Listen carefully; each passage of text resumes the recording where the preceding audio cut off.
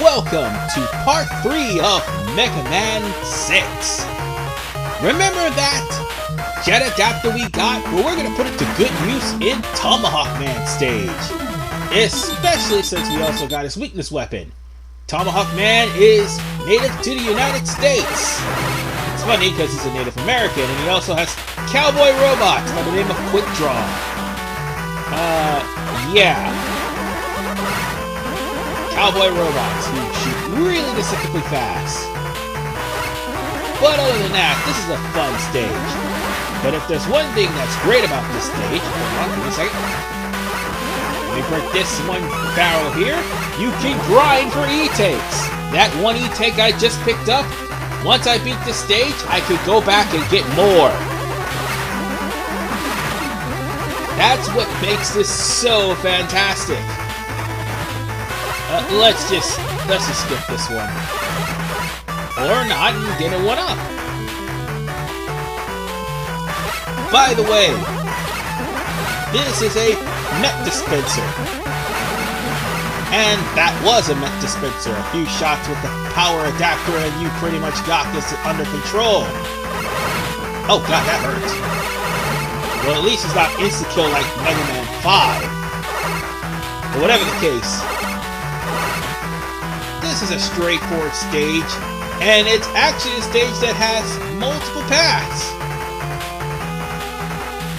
I'm gonna go down. Let's see if I can get an E-take out of this. Because this, and I do believe Nightman are the only stages you can do this. They made it to where, like at certain stages, when Eddie appears, you're gonna have to snag that item one way or the other. It's still dropping 1-ups. Come on, man. I want a goddamn energy tank. Thank you. I mean, the more energy tanks I get, the better. And even then, once I stop, because this is kind of part of a thread, I'm going to... Oh, by the way, this is a jet adapter. I'm going to have to re-get all those energy tanks off screen. So whatever the case, I'm still going to have 9 energy tanks by the time I face Mr. X, or at least go to his castle. But with the jet adapter, you only have a limited amount of energy before you have to land and re-jump again. The only thing the jump adapter does is make sure you have height. Also, this is actually one of those stages that have an alternate path. We're going to be going on both paths in just this stage alone. Why? Because the alternate path actually leads to 1, a beat part, and number 2, the other path leads to arguably the most broken part in the game, which makes its debut here. And we'll be getting that in just a little bit after we deal with the Met Dispenser. By the way, just shoot the snout where the Mets are coming out of and you'll destroy it easily. And whatever Mets is on the field will be destroyed as well. Just wanted to point that out. These enemies that are dropping pellets, just shoot them with the Charge Buster or get hit and run, whichever one comes first. But see, it's that block right there that you're going to need the power adapter with. I know you're going to end up falling into the spikes, I do a couple of times. I mean, yeah, it's kind of unnecessary, but I forgot to hit the thing, didn't I? It may look like a suicide attempt, but at least get to show off the alternate path, because this place is one of at least 3 places that have 2 different alternate paths besides the path that leads to the boss and the beat part. And that's all that path led to. All I had to do was just keep going right, and that's it. I would have just spit out of E-take and a 1-up. That's pretty much all. Nope, nope, nope, nope. Nope. Now fly away. Thank you. Sorry, that sounded a little out of sync. But another thing that could actually work on this thing, the flame blast, sorry. I thought it was fire blast, it's flame blast. And as you can see, after 3 flame blasts, the Met Dispenser is done for. Let's try this again. I mean, I'm gonna have to take the D anyway because... Okay, that did not sound right. I meant take the loss. Yes, I'm gonna have to take the loss of life anyway, because once I break that block, it's gonna be gone for good. let's try to get a little closer. Oh, wait. No. We're not going up that way yet. I'll show that off a little later. But let's jump down, charge, and hit the block. I mean, I'm gonna die. You could probably do this without dying, but... yeah. There's that. But at least when I go there this time, I could actually go into the area and get the most broken part in the game. And why is it so broken? It'll make going through the last couple of stages in the game be a breeze. Let me put it like this. This part, all of the energy that you'd be wasting in most of the capsule stages in Mega Man, you'll at least have some way of recovering that. Alright, I think that did it. Alright, there we go. It's done. Now let's go back up to the top, because the correct path we need to go was the lower path. And I'll show that off once I'm done here. Yeah, sorry about that. There tends to be flicker even with the HUD on. Alright. We're just gonna jump across. And...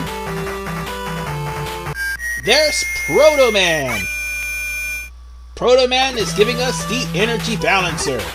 And with that, this game is officially broken. If the sprite flicker doesn't attest to anything. So we're just gonna take the higher path to show you guys exactly what happens. I mean, we kind of had no choice, because the lower path, we can't really take. Because once we get up there, I think they locked us behind a screen. Now for the alternate path, because that's where it leads to, just the boss door. Now the alternate path, you have to dip high and try to jump. Okay, let's try this again. You have to try to use the jet adapter to get through without falling into the cliff. Because if you fall too low, you're gonna die, even if you have the jet adapter launching. Alright. All we need to do is just fly, and that's it. Because, yeah, that spike platform there will knock Mega Man into the spike. Now back to the original path. Because since we just got into the boss door, now all we need to do is just beat Tomahawk Man. And I'm only showing this off once, and for good reason. Because I had to go that route in order to get the energy balancer. That's it. So now to face off against Tomahawk Man. And again, plant barrier is his weakness. You thought I was kidding when I said that he's allergic to this. That's actually in his bio in Mega Man and Base. And you also thought I was kidding when I said the plant barrier sucks. This had 6 shots. It took all 6 of them to kill him. I rest my case. But we get a really good weapon in the Silver Tomahawk. The Silver Tomahawk wrecks everything in the later stages of the game. Let me put it to you like this. It is pretty much the Metal Blade, but you can't control it. Now, if you take the alternate path after you defeat Tomahawk Man, you'll not only get the Silver Tomahawk, but also you'll get the Beat Part B. So, yeah, fighting those alternate paths are good to finding Beat. Although Beat is actually, how shall I put it?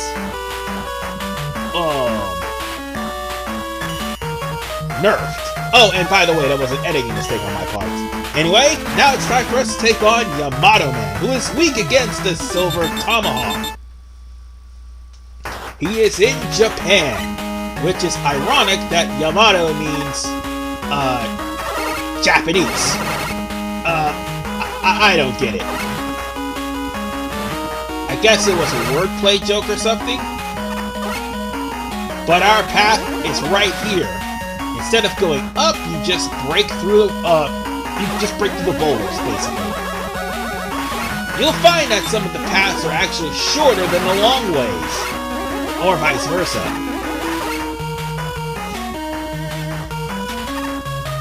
And Whatever the case, you'll still end up being led to one single direction. Here, against this game.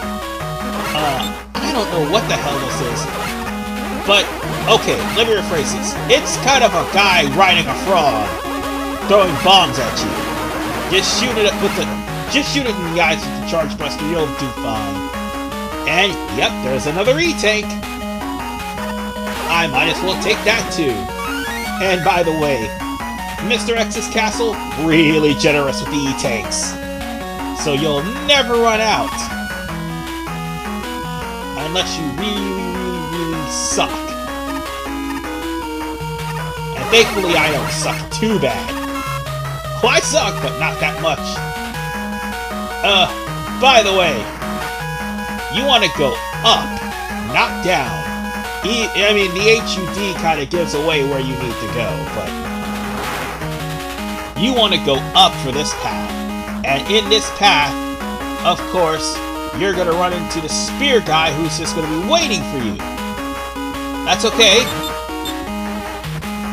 He can block me if he wants, but the windstorm's still going to blow him away. And now, let's just fly over all this stuff. And this should bring me over to springs. Why are those enemies just springs? I mean, we haven't played Mega Man 7 yet. Whatever the case, let's get Silver Tomahawk, which is the weakness of Yamato Man. An interesting fact, Yamato Man actually takes 1 damage from his own weapon.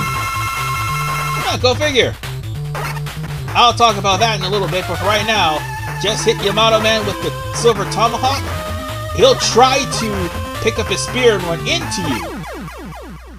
Just actually hitting him does more damage than the spear. I'm telling you that right now. But a few hits with the Silver Tomahawk, you pretty much got him right where you want him. And with that said, we're going to get the Yamato Spear, which is pretty much the highest costing, no, not the lowest costing energy weapon that I happen to have. And we also got the Part E. Yamato Spear is multiple shots, and it actually destroys through... Okay, let me try this again. It breaks through spears. Hey, god damn it, it breaks through shields. That's what I meant to say. It breaks through shields, and it pretty much destroys like certain enemies like Matools in 1 shot. But with that said, ladies and gentlemen, we're going to use the Yamato Spear against Nightman in the next part. This is RPman 985. We only got 2 more Robot Masters left, so see you guys in part 4.